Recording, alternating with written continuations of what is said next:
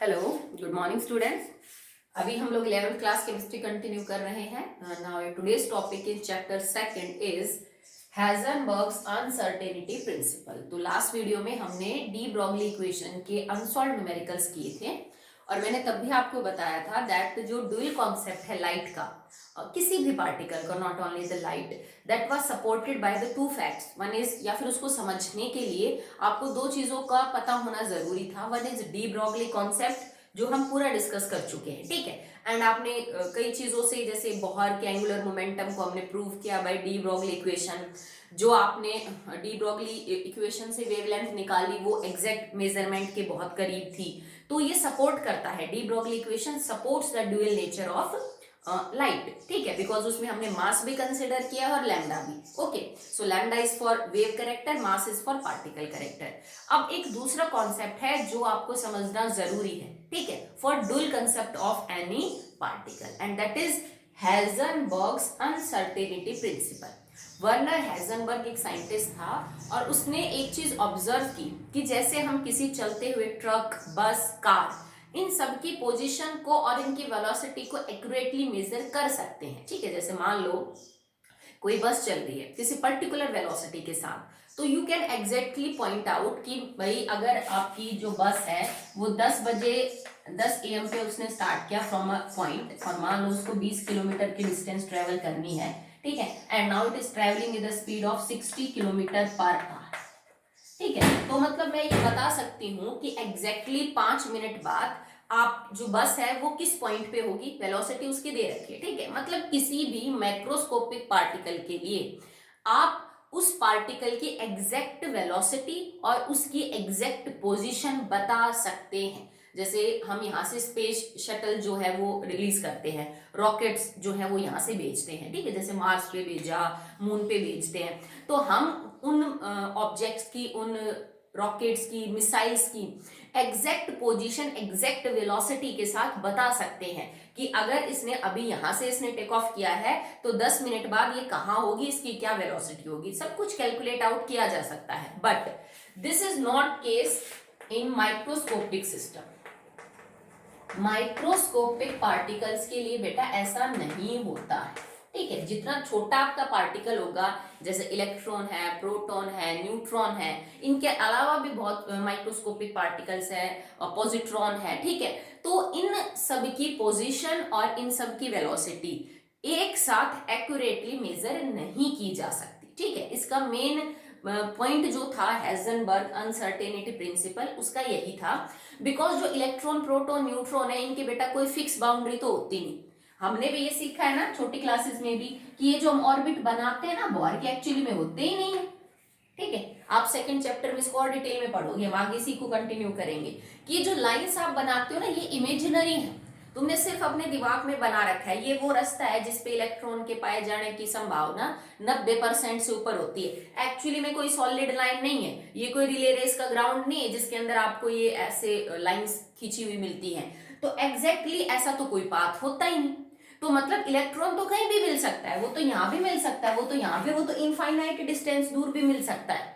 Hydrogen atom के अंदर जो इलेक्ट्रॉन है वो पहले ऑर्बिट के अंदर है। इसका मतलब है कि 90% से ज्यादा चांस है कि हाइड्रोजन एटम का इलेक्ट्रॉन फर्स्ट शेल में मिलेगा, जिसकी डिस्टेंस आपकी 52.9 पिकोमीटर है from the nucleus. But it does not mean कि इलेक्ट्रॉन यहाँ के अलावा कहीं नहीं मिल सकता। अभी 10% प्रोबेबिलिटी बचती है, ठीक है। तो ये जो प्रोबेबिलिटी आपके पास है, ये तो इलेक्ट्रॉन कहीं भी हो सकता है, क्योंकि कोई फिक्स रास्ता होता ही नहीं है जिसमें इलेक्ट्रॉन घूम रहा, ठीक है। तो जब कोई फिक्स रास्ता है ही नहीं जिसमें इलेक्ट्रॉन, प्रोटॉन, न्यूट्रॉन वगैरह सब हो, ठीक है। प्रोटॉन, न्यूट्रॉन तो क्योंकि न्यूक्लियस के अंदर होते हैं, वो रिवॉल्व नहीं करते। अगर मैं इलेक्ट्रॉन की बात करूं तो यहाँ पे फिक्स रास्ता अगर है ही नहीं तो उसकी एग्जैक्ट पोजीशन आप कैसे बता सकते हो, ठीक है भाई। जब आप एक सैटेलाइट रिलीज करते हैं अर्थ से मार्स की तरफ, मून की तरफ, तो you have a fix path ना कि उसको यहां से यहां तक ट्रेवल करना है, इस रास्ते से जाएगा वो, तो you can predict the position, you can predict the velocity. जब तुम्हें ये ही नहीं पता कि तुम्हारा इलेक्ट्रॉन मूव किधर कर रहा है और कहां जा रहा है, उसका रास्ता कोई फिक्स ही नहीं है, तो आप उसकी पोजीशन और उसकी वेलोसिटी को कैसे कंफर्म करेंगे, ठीक है। तो अब आते हैं on the statement of Heisenberg's uncertainty principle. Okay, the statement, and this principle states that we cannot measure the velocity और मोमेंटम लिख सकते हो आप, आगे समझाएंगे क्यों लिखा है हमने, ठीक है। We can not measure the velocity and the position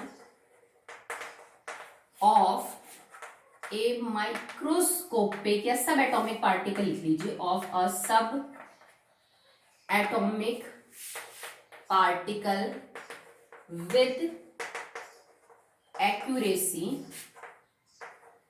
ठीक है।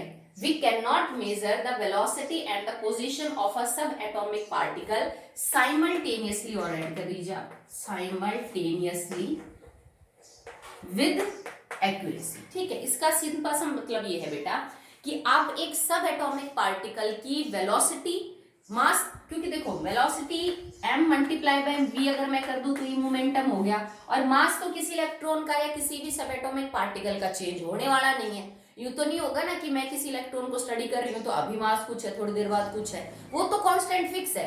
तो अगर आप मोमेंटम भी लिख सकते हो, क्योंकि मोमेंटम एक्चुअली फिर वेलोसिटी बच गई जो बदल सकती है, मास तो बदल ही नहीं सकता, ठीक है। तो उसने ये बोला कि किसी भी सब एटॉमिक पार्टिकल की वेलोसिटी वो किस स्पीड के साथ मूव कर रहा है और उसकी पोजीशन कि वो एग्जैक्टली कहाँ है, ये दोनों चीजें एक साथ साइमल्टेनियसली, एक साथ एक्यूरेसी के साथ आप मेजर कर ही नहीं सकते, ठीक है। किसी भी सब एटॉमिक पार्टिकल की वेलोसिटी या उसका मोमेंटम और उसकी पोजीशन, ये दोनों चीजें एक्यूरेसी के साथ एक साथ मेजर नहीं करी जा सकती। ये हो सकता है कि एक बार के लिए आप उसकी वेलोसिटी बहुत एग्जैक्ट मेजर कर लो पर उसकी पोजीशन में गड़बड़ आ जाएगी। एक बार आप क्या करो कि सिर्फ पोजीशन को एक्यूरेटली मेजर करने पे फोकस करो तो आपकी वेलोसिटी में एरर आ जाएगा, ठीक है। एक चीज को फिक्स करने जाओगे तो दूसरे में एरर आ जाएगा, ठीक है। अगर आपने पोजीशन को बहुत ही एक्यूरेटली मेजर करना चाहा तो error will be in velocity के अंदर एरर आ जाएगा, ठीक है। अगर आपने वेलोसिटी को एग्जैक्टली मेजर करना चाहा तो error will be in position, okay. मतलब ये दोनों चीजें आपको देखने को मिलेगी। एंड वन थिंग, इसका बेटा इंस्ट्रूमेंट के फंक्शनिंग से कोई लेना देना नहीं है। आप ये मत समझना कि मैडम इतना तो इंस्ट्रूमेंट में एरर होगा इसलिए बोल रहे, इंस्ट्रूमेंट के एरर की बात नहीं हो रही।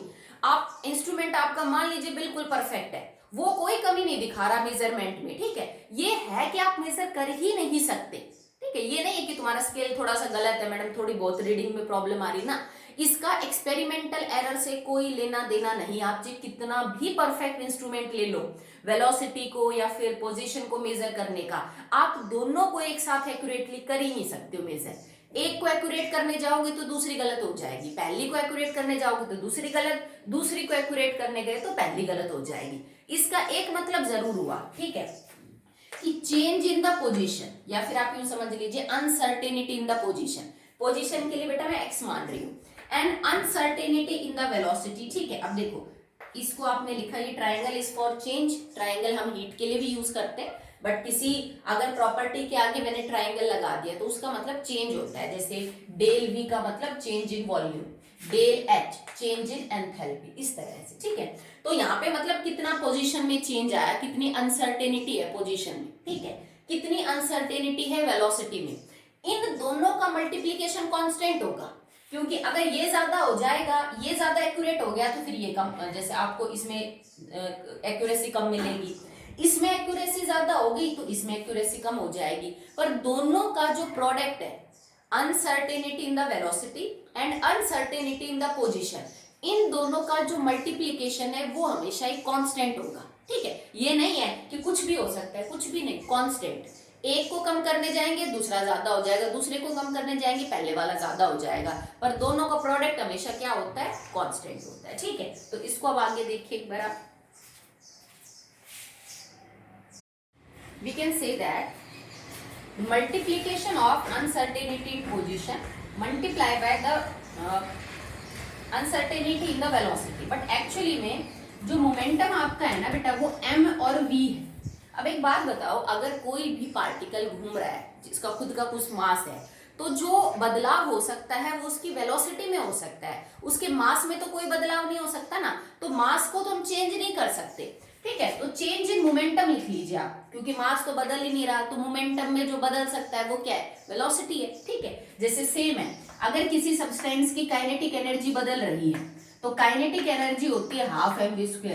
भाई उस सब्सटेंस का मास तो बदल नहीं सकता, वो तो फिक्स है, तो मतलब बदल क्या रही है, वेलोसिटी, सिंपल। तो इसमें भी अगर मोमेंटम में अनसर्टेनिटी है तो मतलब मास में तो अनसर्टेनिटी हो नहीं सकती, होगी किसमें, वेलोसिटी में। तो हमने यहाँ पे लिखा चेंज इन वेलोसिटी की जगह आप ये लिख लीजिए नाउ चेंज इन मोमेंटम। अब चेंज इन मोमेंटम को आप यूं कर सकते हो m del v, not it is, ये आप नहीं लिखोगे, ये गलत हो जाएगा। क्यों, क्योंकि इसका तो मतलब है मास भी बदल रहा है, जो कि नहीं बदलता। तो आप m को ट्रायंगल से बाहर की तरफ लिखिए कि m तो फिक्स है, चेंज क्या हो रहा है आपका, वेलोसिटी, और ये दोनों हमेशा कांस्टेंट रहेंगे, दे ऑलवेज बी कांस्टेंट, ठीक है।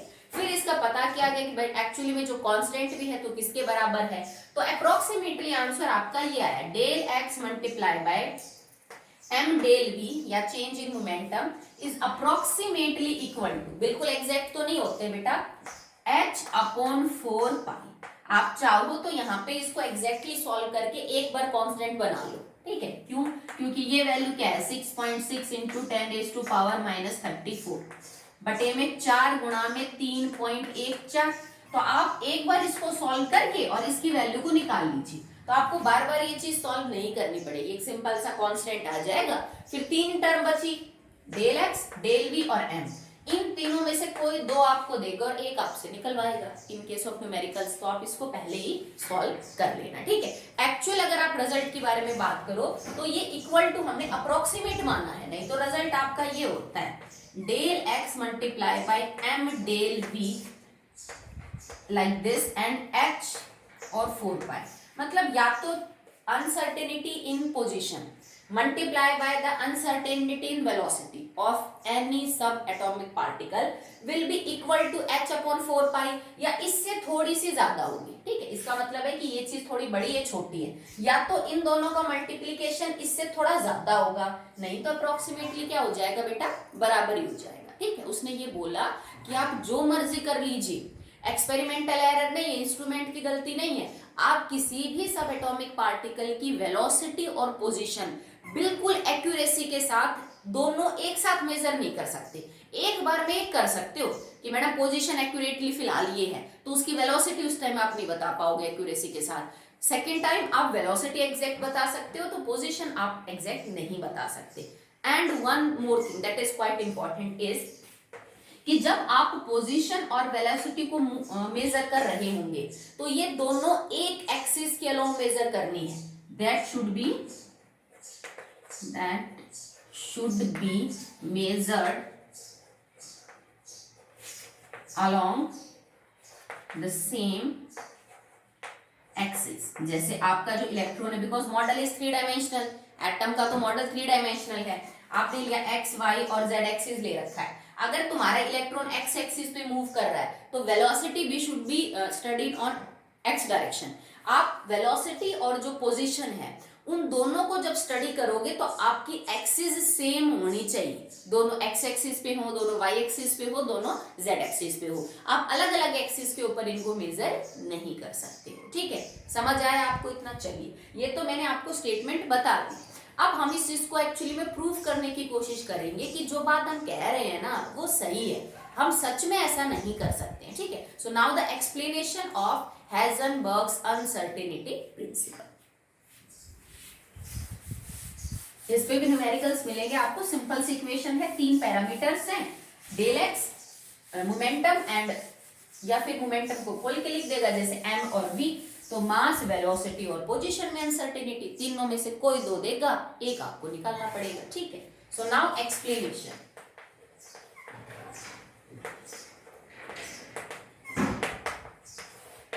एक्सप्लेनेशन कैसे, मतलब प्रूव करेंगे कि एक्चुअली में ये बात हम सही कह रहे हैं। तो एक्सप्लेनेशन ये है बेटा, मान लीजिए किसी जगह पे इलेक्ट्रॉन मूव कर रहा है, ऑर्बिट तो वैसे होते नहीं कोई फिक्स पाथ, कहीं पे इलेक्ट्रॉन मूव कर रहा है, आपको इलेक्ट्रॉन की एग्जैक्ट पोजीशन और एग्जैक्ट वेलोसिटी बतानी है, क्योंकि मास तो उसका फिक्स है, वो तो बदल नहीं रहा, ठीक है। इलेक्ट्रॉन का मास तो हम जानते हैं, तो अगर आप इसकी एग्जैक्ट पोजीशन पता करना चाहते हो, तो ऐसे तो दिखते नहीं इलेक्ट्रॉन, खरबूजे के बीज तो होते नहीं, काटा और निकल के आ गए, तो हमें देखने के लिए भी तो कुछ यूज करना पड़ेगा ना। तो हमने मान लो कि इस इलेक्ट्रॉन की पोजीशन को पता करने के लिए इसके ऊपर बाहर से लाइट डाल दी, इसको देखने के लिए, ठीक है, कि जब लाइट इसके ऊपर जाए तो लाइट क्या है, एक्चुअली में फोटोन है, जो लाइट है वो उसके अंदर बहुत सारे पार्टिकल्स होते हैं जिनको हमने फोटोन का नाम दिया है। तो जब लाइट के अंदर का फोटोन इलेक्ट्रॉन के ऊपर जाएगा, इलेक्ट्रॉन से टकरा के वापिस आएगा वो, because electron has particle nature, तो वो जो रिफ्लेक्टेड फोटोन है ना, उसके बाद हमें इलेक्ट्रॉन विजिबल होगा। भाई हम जो कुछ भी चीज देख पाते हैं आंखों से, जो भी चीज, वो सिर्फ इसी प्रिंसिपल पे ही तो काम करती है। तो जब तुम लाइट डालोगे इस इलेक्ट्रॉन पे, लाइट के अंदर फोटॉन्स है, ठीक है, वो फोटॉन्स इस इलेक्ट्रॉन से टकराएगी और रिफ्लेक्ट बैक होंगे। उन फोटोन से जब रिफ्लेक्शन आएगी तो हमें इलेक्ट्रॉन विजिबल हो जाएगा, हमें इलेक्ट्रॉन दिख जाएगा। अब एक बात बताओ, तुमने इसकी इलेक्ट्रॉन को देखने के लिए उसके ऊपर लाइट डाली, जो कि क्या है एक्चुअली में, it is a form of energy. Light is a form of energy. तुमने इलेक्ट्रॉन की पोजीशन को देखने के लिए उसको बाहर से एनर्जी दी लाइट की फॉर्म में। और ये चीज मैंने आपको लास्ट से लास्ट वीडियो में समझाई थी कि अगर किसी मूविंग इलेक्ट्रॉन को आप बाहर से एनर्जी प्रोवाइड करते हो, भाई ये इलेक्ट्रॉन किसी ऑर्बिट में होगा, उसकी कोई एनर्जी होगी, जब तुम इसको एक्स्ट्रा एनर्जी बाहर से प्रोवाइड करोगे तो वो एक्स्ट्रा एनर्जी इसकी किस में कन्वर्ट हो जाएगी, काइनेटिक एनर्जी में। अब काइनेटिक एनर्जी किसके बराबर है, हाफ एम बी स्क्वायर। अब यू तो है नहीं कि तुम एनर्जी दोगे तो मास बदल जाएगा इलेक्ट्रॉन का, दैट इज नॉट पॉसिबल। तो बदल क्या सकती है, दैट इज वेलोसिटी। मतलब तुमने पोजीशन को एग्जैक्टली मेजर करने के चक्कर में वेलोसिटी बढ़ा दी, ठीक है। भाई ये इलेक्ट्रॉन था अपनी किसी वेलोसिटी के साथ मूव कर रहा था, जैसे हमने लास्ट न्यूमेरिकल्स जो किए डी ब्रोगली इक्वेशन पे, उसमें दे रखा था कि electron is moving with the speed of light, कम ज्यादा जो भी है, ठीक है। अब तुमने इलेक्ट्रॉन की एग्जैक्ट पोजीशन पता करने के लिए उसके ऊपर लाइट डाली, जो एक फॉर्म ऑफ एनर्जी है। पोजीशन पता चल गई, पर पोजीशन को सही करने के चक्कर में तुमने उसकी एनर्जी बढ़ा दी, एनर्जी बढ़ते उसकी वेलोसिटी बढ़ गई। तो जो हम वेलोसिटी पता करना चाहते थे, आपको वेलोसिटी वो मिली गई नहीं, समझ रहे हो, ठीक है। तो यहाँ पे पोजीशन को एग्जैक्ट मेजर करने के चक्कर में हमने वेलोसिटी को क्या कर दिया बेटा, डिस्टर्ब कर दिया, ठीक है। अब दोबारा देखिए, एक और एक्सप्लेनेशन है इसका। Explanation is with the help of a branch of physics that is known as optics. एक ऑप्टिक्स फिजिक्स की एक ब्रांच होती है, आप आगे पढ़ेंगे इसको। तो ऑप्टिक्स ये कहती है कि मान लीजिए आप ऐसा कुछ कर रहे हो and you are using light actually to identify the position of a particle. किसी पोजीशन पार्टिकल की पोजीशन को पता करने के लिए आप लाइट का सहारा ले रहे हो। तो ये ऑप्टिक्स कहती है कि accuracy in position, accuracy in position, आप किस एक्यूरेसी के साथ उसकी पोजीशन को मेजर कर रहे हो, that will depend upon the lambda plus minus lambda. भाई जिस हमने लाइट डाली ना, तो इसकी कोई लैम्डा होगी, जिस वेवलेंथ की आप लाइट यूज कर रहे हो ना, उस वेवलेंथ के ऊपर डिपेंड करती है कि आप उस पार्टिकल की पोजीशन किस एक्यूरेसी के साथ मेजर कर सकते हो। आई होप आपको समझ में आया। According to the branch of physics optics, it is proven that कि अगर आप लाइट को यूज करके, आप एनर्जी को यूज करके किसी सब एटॉमिक पार्टिकल की पोजीशन पता करना चाहते हो, तो कितनी एक्यूरेटली आप पोजीशन पता कर सकते हो, वो इस बात पे डिपेंड करेगा कि आपने जो लाइट डाली है वो किस वेवलेंथ की है। ओके, मतलब अगर आपकी वेवलेंथ जो है वो ज्यादा है तो एक्यूरेसी आपको ज्यादा मिलेगी, एक्यूरेसी भी ज्यादा होगी। अगर वेवलेंथ आपकी कम होगी तो एक्यूरेसी भी आपकी क्या हो जाएगी, कम हो जाएगी। अब एक चीज देखो, lambda is h upon mv। इसका मतलब क्या हुआ कि अगर मेरे को वेलोसिटी, ये जो वेलोसिटी लैम्डा के इनवर्सली प्रोपोर्शनल है, अगर मेरे को मतलब लैम्डा में बहुत ज्यादा ले लूं, अगर लैम्डा बहुत ज्यादा है तो वेलोसिटी बहुत कम हो जाएगी, ठीक है। और वेलोसिटी अगर आपने बहुत कम ली है तो उसकी लैम्डा बहुत ज्यादा मिलेगी आपको। अगर मैं चेक करूं with the frequency data, lambda और फ्रीक्वेंसी का जो रिलेशनशिप है, c is equal to nu lambda, ठीक है। So nu will be c बटे में लैम्डा, मतलब ये एक दूसरे के इनवर्सली प्रोपोर्शनल है, ठीक है। अगर आपने एक मान लीजिए कि कम वेवलेंथ की जो लाइट है वो डाली, मैंने जो एक शॉर्टर वेवलेंथ ली, शॉर्टर वेवलेंथ हमने यूज की एक लाइट के लिए और वो हमने इसके ऊपर इंसिडेंट की। शॉर्टर वेवलेंथ का मतलब है हायर फ्रीक्वेंसी, कि उस रेडिएशन की फ्रीक्वेंसी बहुत ज्यादा हाई होगी। अगर फ्रीक्वेंसी हाई है then E is equal to H nu, मतलब उस रेडिएशन की एनर्जी बहुत हाई होगी। अगर तुम ज्यादा हाई एनर्जी रेडिएशंस इलेक्ट्रॉन पे डालोगे तो वो जो एक्स्ट्रा अमाउंट ऑफ एनर्जी है that will convert into the kinetic energy of the electron, और उसकी वेलोसिटी बहुत ज्यादा क्या हो जाएगी, बढ़ जाएगी। सिंपल सी बात है भाई, तुमने कोई छोटी सी वेवलेंथ की लाइट इंसिडेंट करी इलेक्ट्रॉन पे ही, मान लो, उसकी पोजीशन को पता करने के लिए। छोटी वेवलेंथ का मतलब है फ्रीक्वेंसी ज्यादा है उस रेडिएशन की, फ्रीक्वेंसी ज्यादा होने का मतलब क्या है बेटा, एनर्जी ज्यादा है उस रेडिएशन की, और एनर्जी ज्यादा है तो उसकी वेलोसिटी वो रह ही नहीं सकती जो पहले है, उसकी वेलोसिटी क्या हो जाएगी, इंक्रीज हो जाएगी। सिंपल सी बात है, ठीक है। आप इसको यूं समझ सकते हो, lambda is equal to H upon P होता है, ठीक है। मतलब अगर आपने शॉर्टर लैम्डा ली है तो your momentum will be large, ठीक है। अगर आपने शॉर्टर वेवलेंथ डाली that should be large, momentum बहुत ज्यादा हाई होगा, और मोमेंटम वही m और v है, मास तो फिक्स है। इसका मतलब ये जो लाइट जब टकराएगी इलेक्ट्रॉन के ऊपर, यूं समझ लो जैसे लाइट आ रही है और ये आपका इलेक्ट्रॉन है, लाइट आपने डाली, इससे टकराए, जैसे ही इलेक्ट्रॉन से लाइट टकराएगी इलेक्ट्रॉन एकदम कोलाइड मतलब झटके के साथ भागेगा विद मच मोर वेलोसिटी जिससे वो फैल जा रहा था। तो आपने उसको पोजीशन को देखने के लिए उसके ऊपर लाइट डाली, वो दिख गया, पर जैसे ही लाइट टकराए उसके बाद उसकी वेलोसिटी इंक्रीज हो जाएगी और उसकी वेलोसिटी में क्या आ जाएगा, चेंज आ जाएगा।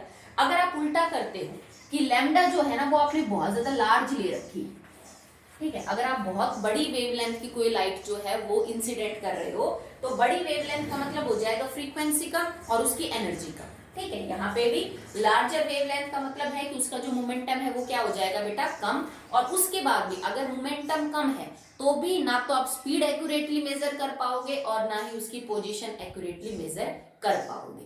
तो इस चीज से हम कंक्लूड कर सकते हैं कि अगर हम पोजीशन को मेजर करने गए तो वेलोसिटी बदल जाएगी।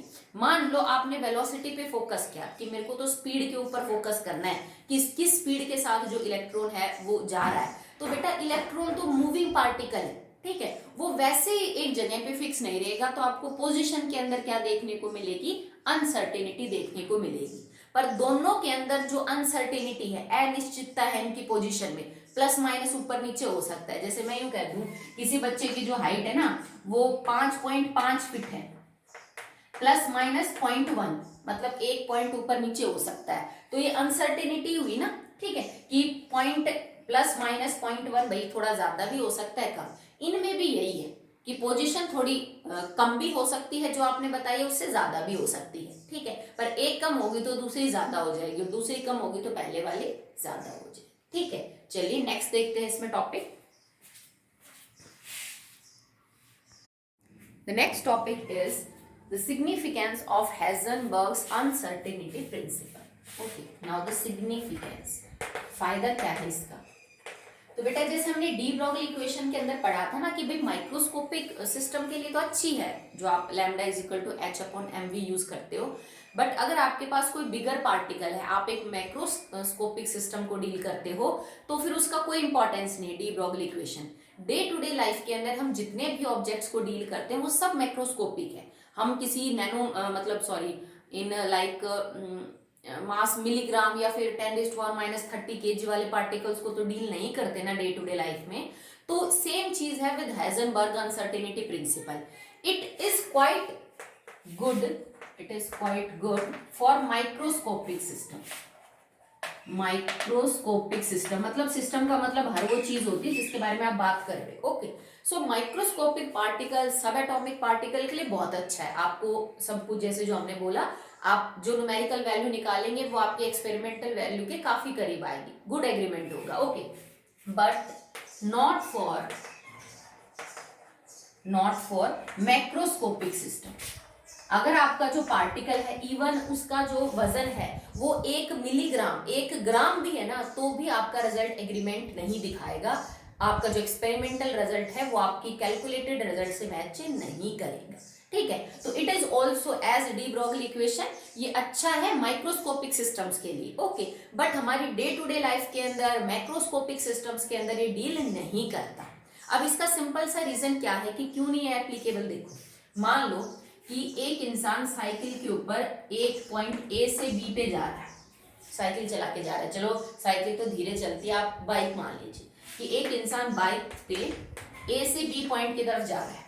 ओके, इसकी वेलोसिटी है, इसकी कोई खुद पोजीशन है। अब मान लो कि मैंने इसके ऊपर लाइट डाल दी, ठीक है, light is a form of energy, मैंने टॉर्च से इसके ऊपर लाइट डाल दी, और या फिर मान लीजिए लाइट भी चलो ऑब्जर्व करने की बात होगी, या फिर मैंने चलो साउंड वेव का यूज किया कि मैंने इसको आवाज लगाई, तो sound is a form of energy. Okay, तो क्या अगर एक पर्सन फिलहाल यहाँ पे है, वो बाइक पे जा रहा है और आपने उसके ऊपर टॉर्च मारी, तो टॉर्च मारने से क्या जो कोलाइड करेगी जो एनर्जी इस आदमी से, तो क्या उस एनर्जी से इस आदमी की वेलोसिटी बदल जाएगी? नहीं बदलेगी। आप किसी चलती भाई बाइक के ऊपर जो आदमी जा रहा है उसके ऊपर टॉर्च मारेंगे तो आंखों में नहीं, ऑब्वियस सी बात है, फिर तो गिर जाएगा वो, ठीक है। वैसे अगर आप मारेंगे तो क्या उससे उसकी पोजीशन पे, उसकी मोमेंटम पे कोई फर्क पड़ेगा कि नहीं टॉर्च लग गई तो उसके बाद वो रुक जाएगा वहां पे, या फिर टॉर्च मारने से उसकी बाइक की स्पीड कम हो जाएगी? ऐसा कुछ नहीं होता, ठीक है। मतलब जो आप ये कॉन्सेप्ट डील कर रहे थे कि इलेक्ट्रॉन के ऊपर हमने लाइट डाली तो उसकी पोजीशन बदल गई, उसकी वेलोसिटी बदल गई, ये सब कुछ मैक्रोस्कोपिक सिस्टम के लिए नहीं होता, क्योंकि जिस लाइट को आप उन पार्टिकल्स पे इंसिडेंट कर रहे थे, उन पार्टिकल्स के मास के हिसाब से वो एनर्जी बहुत थी उनकी पोजीशन और वेलोसिटी बदलने के लिए, पर किसी मैक्रोस्कोपिक पार्टिकल के लिए एनर्जी काफी नहीं होती उनकी पोजीशन और वेलोसिटी बदलने के लिए। एक चलते हुए ट्रक पे अगर आप 100 टॉर्च भी मारेंगे तो क्या उससे उसकी वेलोसिटी और पोजीशन बदल जाएगी? नहीं, बिकॉज टॉर्च से निकलने वाली जो लाइट है उसकी एनर्जी सफिशिएंट नहीं है उतने हाई मास ऑब्जेक्ट की वेलोसिटी और पोजीशन को बदलने के लिए। तो ये भी माइक्रोस्कोपिक सिस्टम के लिए काम करता है। मैक्रोस्कोपिक सिस्टम की पोजीशन और वेलोसिटी आप एग्जैक्टली मेजर कर सकते हो, जैसे मैंने उस स्पेस शटल का एग्जांपल देके आपको समझाया था, आप एक्यूरेटली मेजर कर सकते हो। अगर आप इस चीज को प्रूव करना चाहते हो तो एक सिंपल सा एग्जांपल ले लो, जैसे मान लो मेरे पास कोई ऑब्जेक्ट है जिसका वजन 1 मिलीग्राम है, आप चाहो तो इससे भी छोटा ले सकते हो, क्योंकि 1 मिलीग्राम यूं नहीं है कि आप इसको मेजर नहीं कर सकते, it is a measurable quantity, ठीक है। मैंने तो फिर भी काफी कम वजन लिया है। अगर 1 मिलीग्राम की जगह तुम 1 ग्राम लेके चलोगे तो तुम्हारा रिजल्ट और भी छोटा आएगा, ठीक है, ठीक है। मतलब चलिए ठीक है, बिकॉज क्योंकि मैक्रोस्कोपिक के अंदर यूजुअली हम 1 मिलीग्राम को भी डील नहीं करते हैं, पर मैं 1 मिलीग्राम लेके समझा रही हूँ, इसका मतलब ये वजन तो काफी कम है। जो बाकी आपके ऑब्जेक्ट्स हैं जिनको हम घर में यूज करते हैं उनका मास तो इनसे भी ज्यादा है, तो जो रिजल्ट निकल के आएगा उसका डाटा तो और कम मिलेगा 1 ग्राम के लिए। अब हमने क्या लिखा, del x multiply by p del v, या डायरेक्ट कर दिया p is equal to H upon 4 pi, ठीक है। कि अब इसकी position in uncertainty in the position आपको जो है वो निकालनी है। अब अनसर्टेनिटी इन द पोजीशन निकालने के लिए आपको इसकी वेलोसिटी वगैरह पता होनी चाहिए कि जो इसकी वेलोसिटी है वो कितनी है। देखो जैसे यहाँ पे मैंने फिक्स किया, so del x multiply by 0.1 and चलो केजी मिलीग्राम में रख लो, नो प्रॉब्लम, नहीं तो आप इसको पॉइंट जो है केजी में भी कन्वर्ट करके इसको यूज कर सकते हैं, नहीं तो सिंपल सा कर लो 1 मिलीग्राम है, बट क्योंकि तुम जूल जो है ना यहाँ पे एच जूल सेकंड में नहीं ले रहे हो, एच आपकी जो यूनिट्स रहेंगे that will be KG metre square second inverse, तो आप एक काम करो इसको ऐसी भी ले लो केजी में, ये 10 की पावर -6 केजी हो जाएगा। ओके, तो ये आपका हो गया mass multiply by the change in the velocity and it is equal to H upon में 4 पाई, ठीक है। और आप मान लीजिए कोई वेलोसिटी आपने अपनी मर्जी से ले रखी है, जिस भी वेलोसिटी के साथ मूव करवा रहे हो, कोई मान लेना जैसे 60 मीटर पर सेकेंड के हिसाब से ऐसे कुछ मूव कर रहा है, तो जब आप यहाँ पे इसका रिजल्ट निकालोगे ना चेंज इन पोजीशन का, तो वो आपका काफी कम आएगा। जैसे मैं वेलोसिटी इसकी मान ली, यहाँ पे मान लू इसे 60 मीटर पर सेकेंड, तो आप सॉल्व कर लेना बेटा, एच की वैल्यू आपको पता है, पाई की वैल्यू पता है, आप इससे ना पोजीशन इन अनसर्टेनिटी पोजीशन निकाल के देखना। ओके, नहीं तो दूसरी बात आपको ये चीज लेने की भी जरूरत नहीं कि वेलोसिटी क्या है, अब बाकी सब चीज रहने तो, मेन बात तो वजन है बेटा। जो मेन डिफरेंस है ना कि माइक्रो के लिए क्यों एप्लीकेबल है, मैक्रो के लिए क्यों नहीं, वो मैक्रो पार्टिकल्स का मास है, तो हम मास के ऊपर फोकस करें तो वेलोसिटी की वैल्यू बेशक से पुट मत करो। तो देखो आप इस चीज को यूं भी तो सॉल्व कर सकते हैं ना, del x multiply by del v is equal to h upon में 4 पाई, और यहाँ पे मास था वो डिवाइडेड बाय आ जाएगा, तो मास तो मैंने ले ही रखा है 10 की पावर -6 kg। आप इस चीज को सॉल्व करेंगे ना तो आपका जो आंसर आएगा that will be around 10⁻⁻28 metre square second square inverse. मतलब तुम्हारा जो आंसर है वो 10 की पावर -28 आएगा। मतलब uncertainty in position multiply by uncertainty in velocity should be as less than as 10⁻⁻28। और ये डाटा बहुत ही कम है जिसकी कोई इंपॉर्टेंस नहीं। मतलब इनके अंदर जो ऊपर नीचे होने का डाटा का गुंजाइश है कि कितनी ज्यादा या कम हो सकती है वेलोसिटी और पोजीशन, वो 10 की पावर -28 है। 1/में 1 के आगे 28 जीरो, जो बहुत ही कम है। आप इसको इग्नोर कर सकते हो और सोच के देखो इतना डाटा तो आया 1 मिलीग्राम के लिए। अब मान लो मेरे पास एक 100 किलोग्राम का कोई मान लीजिए गाड़ी है, या मेरे पास मान लीजिए कि 80 किलोग्राम का कोई आदमी है, ठीक है। अगर उनके केस में आप डील करोगे तो ये डाटा और भी कम हो जाएगा, समझ रहे हो आप, ठीक है। यहाँ तो मैंने 10 की पावर -6 kg लिया है, अगर इसकी जगह मैं 10 की पावर 2 kg लूं तो भी तुम्हारा आंसर इससे बहुत कम आएगा। तो उतनी अनसर्टेनिटी को तो बेटा आप इग्नोर कर सकते हो ना, तो हमारे लिए उस चीज का कोई मतलब ही नहीं रह जाता, ठीक है। तो मैक्रोस्कोपिक पार्टिकल्स की वेलोसिटी और पोजीशन एग्जैक्टली बताई जा सकती है, ठीक है। अब चलो यही चीज एप्लीकेबल करते हैं माइक्रोस्कोपिक के लिए। कोई इलेक्ट्रॉन, अब जैसे मान लीजिए आप इसी इलेक्ट्रॉन के लिए बात कर रहे हैं, तो इलेक्ट्रॉन के लिए डेल एक्स मल्टीप्लाई बाय जो डेल वी है is equal to h upon में 4 pi and multiply by the mass of electron 31 kg। मैंने वेलोसिटी यहाँ पे ली भी नहीं तो आप ले भी सकते हो इलेक्ट्रॉन की जो वेलोसिटी है दैट, वो आप लेके भी इसको सॉल्व कर सकते हो। अगर आप इलेक्ट्रॉन का मास पुट कर देते हो तो change in velocity multiply by the change in position is equal to 10⁻⁻4।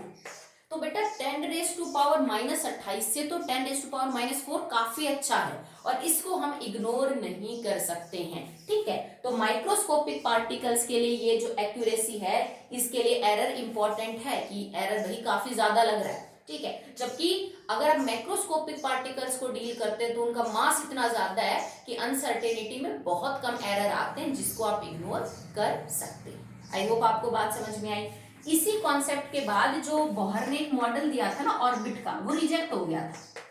मतलब अब तो हम जानते हैं कि एक्चुअली में ऑर्बिट जैसी कोई चीज है नहीं, वो एक इमेजिनरी पाथ है जिसपे इलेक्ट्रॉन घूमते हैं। तो फिर इस कॉन्सेप्ट के बाद वो रिजेक्ट हो गया। क्यों रिजेक्ट हो गया? क्योंकि हेजनबर्ग ने बोला अगर इलेक्ट्रॉन का कोई घूमने का रास्ता होता पर्टिकुलर तो हम उसकी पोजीशन को प्रिडिक्ट कर सकते थे, जैसा कि स्पेस शटल के साथ होता है ना, ठीक है। प्लैनेट से एक पर्टिकुलर रास्ते में घूमते हैं तो आप प्रिडिक्ट कर सकते हो ना कि अगर अर्थ फिलहाल यहाँ है तो 2 घंटे बाद अर्थ की पोजीशन क्या होगी, 3 घंटे बाद अर्थ की पोजीशन क्या होगी, वो सन से कितने एंगल पे होगा, मार्स से कितने एंगल पे होगा। भाई जिसका रास्ता फिक्स है उसकी पोजीशन प्रिडिक्ट की जा सकती है। जब रास्ता फिक्स ही नहीं है तो पोजीशन प्रिडिक्ट कैसे करेंगे? तो हेजनबर्ग ने ये जो अपना प्रिंसिपल दिया, इससे निकाला हुआ जो डाटा था न्यूमेरिकल में वो एक्चुअली में मैच कर रहा था रिजल्ट को।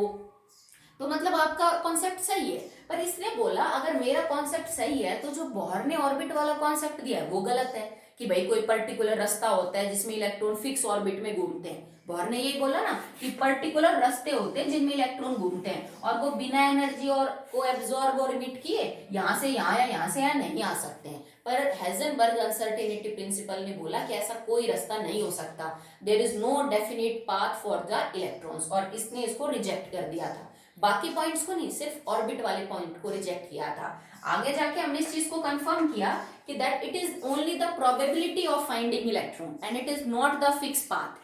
ये जो लाइन हम ड्रॉ करते हैं ये हम अपनी सहूलियत के लिए करते हैं कि भाई ये वो रास्ता है जिसमें लगभग इलेक्ट्रॉन के पाए जाने की संभावना 90% से ज्यादा है। 90% केसेस में यही मिलेगा, हाँ 10% में वो कहीं भी मिल सकता है, even at the infinite distance from the nucleus. Okay ठीक है, तो यहां तक हमने प्रूव किया दैट हेजनबर्ग अनसर्टेनिटी प्रिंसिपल क्या है। एक्चुअली में वो बात सही कहता है कि दोनों चीज एक्यूरेटली मेजर नहीं की जा सकती।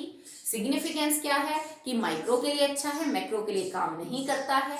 क्यों नहीं काम करता है हमने एक एग्जांपल लेके इनको डिस्कस कर लिया। अब हेजनबर्ग अनसर्टेनिटी प्रिंसिपल एक और चीज को एक्सप्लेन कर सकता है, वो ये है कि जब आप एटम का स्ट्रक्चर देखते हो तो इलेक्ट्रॉन बाहर है न्यूक्लियस से और न्यूक्लियस में प्रोटॉन और न्यूट्रॉन है। तो हेजनबर्ग अनसर्टेनिटी प्रिंसिपल इस बात को प्रूव कर सकता है that electron can not exist in the nucleus. Electron nucleus में नहीं हो सकता। अब हम उसको एक्सप्लेन करेंगे।